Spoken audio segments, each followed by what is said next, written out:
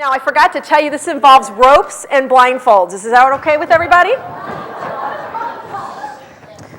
What I'm going to do is have you put a blindfold on, Christina. Okay, now, what I'm going to do, you don't put that on yet, put that on in a minute. I'm going to take this and I'm going to put this somewhere in the room. And you're not going to know where it is, but they are. And their job is to get you to it without any words, only using the ropes, and safely, okay? Okay, safely and no words.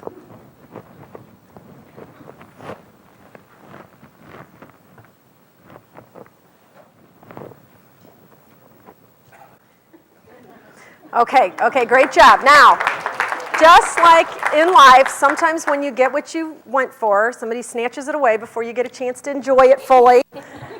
So that's what we're going to do here for a second. Okay, Christina, this candy bar still represents your hopes and dreams and everything you want, okay? You guys all get to put a blindfold on now. Now, as soon as they are all ready to go, I'm going to place this somewhere. You're going to know where it is. They're not. Now, their job is to not cooperate with you in getting there. Okay. And you can do anything you want. You can plead, you can negotiate, you can figure it out.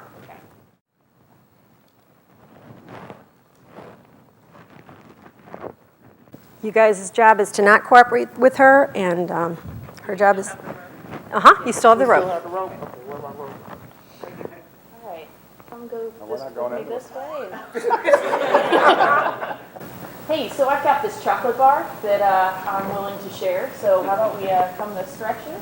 How about, We want cash. well, something like that.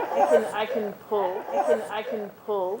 Okay, so I'm going to stop you for a minute because I don't want anybody to fall over. Anita, what motivates you? Besides money? So, Christina, I'm going to interrupt you for a second. Why wouldn't you just take the belt off? I could do that. Yeah. So you can go ahead and take off the belt. All right, you guys can take off your blindfolds. That's really what I wanted you all to see. And the chocolate bar's up here, Christine. Okay, so how many of you guys thought of taking the rope off? Anybody?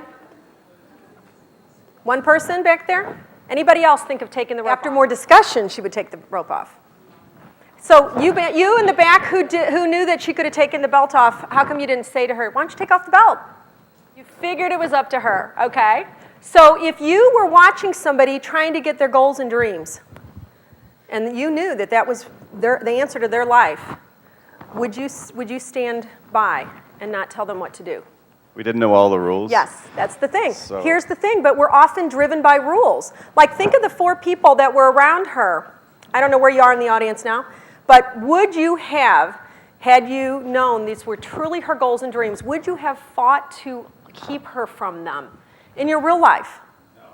No, you wouldn't have. So why'd you do it when I told you to? Right, but what if I'm Hitler? Because you want to notice how quickly we fall asleep to our own values and our own choices. Our choices become what's the rules. Like the ropes are those limiting beliefs. When we're little kids, we don't know what's what. We don't know how to maneuver to our goals and dreams. We do have to rely on other people to get there. But what happens is we become asleep to other choices, right? Like choices of speaking up, of taking the rope off, of having the more direct route, of being supportive when an authority figure doesn't make sense. Like, we don't stop and say, what am I feeling and what do I want? I had a woman that I did this with at a religious function. It was amazing because I've done this probably about 80 times. And she had gotten up and she had given this amazing testimonial about how God had released her from her bonds. And it was everybody was crying. It was just an incredible story. When she did the rope exercise, her rope fell off the first half. And I even went up and tied it for her. Same ropes I use every time. And the second half, her rope fell off again. I'd never seen this. I just thought it was very metaphoric that happened. And what do you think she did? Do you think that she walked free to the candy bar? She put the rope back on. She not only put it on, she tied it in a knot so it wouldn't come undone. And then she even helped everybody retether themselves to her. And I said, do you see what's going on? Like, you've even prayed for and had evidence of being freed, and you are actually reinstating limitations. And that's what we do. We all do that. So I want you to recognize that we have choices about what we're going to do, how we're going to do it, when we're going to do it, why we're going to do it. Ask for things that you want. You know, there's a story about Best Buy where they had results-oriented work environment where they took a group of people and they gave them outcomes. And they said, you guys can get them done any way you can get them done. And they got their outcomes done in 4 days and had Thursdays that they all went golfing and did stuff. And they produced 20% greater than the groups that didn't have any say over it, that didn't have any choice over it. Look for where you have a choice. Sometimes the most obvious things are right in front of us, and we will resort to force, or we'll resort to begging, or a place of disempowerment, instead of, what am I feeling and what do I want? What's possible here? Okay, so that's what I wanted you to see.